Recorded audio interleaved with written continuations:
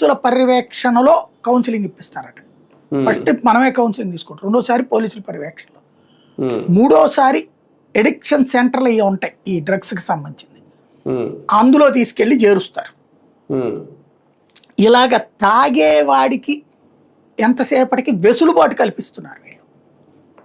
Drugs తాగేవాడికి వీళ్ళ చట్టాల ద్వారా వెసులుబాటు కల్పించారు.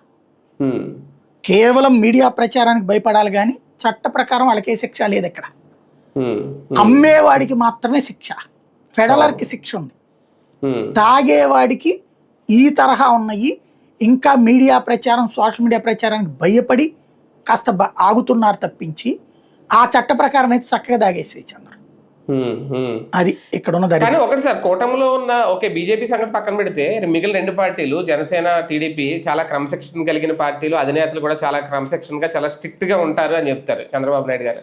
కానీ ఒక ఎమ్మెల్యే, ఒక జనసేన ఎమ్మెల్యే ఒక మహిళతో లైంగికంగా, అది మొన్నటి వరకు గొడవ, టీటీడీ చైర్మన్ మీద ఒక వివాదం, ఇప్పుడు ఈయన ఎంపీ, వరుసగా మొన్నటి వరకు ఎమ్మెల్యేలు, వరుసగా చాలానే జరుగుతున్నాయి. అంటే ఎక్కడ క్రమశిక్షణ లోపం, అంటే ఆ సీరియస్నెస్ బాబు గారితో గతంతో పోలిస్తే ఇప్పుడు ఏమన్నా తగ్గిందా, లేదంటే ఆయన ఏమన్నా లైట్ తీసుకుంటున్నారా? అందుకే ఇప్పుడు కూటమిలో పార్టీ అధినేతలు తలదించుకునే పరిస్థితి వీళ్ళు తీసుకొస్తున్నారా? అంటే సమస్య ఎక్కడంటే మనం చేసిన పెంట మనల్ని వెంటాడుతుంది.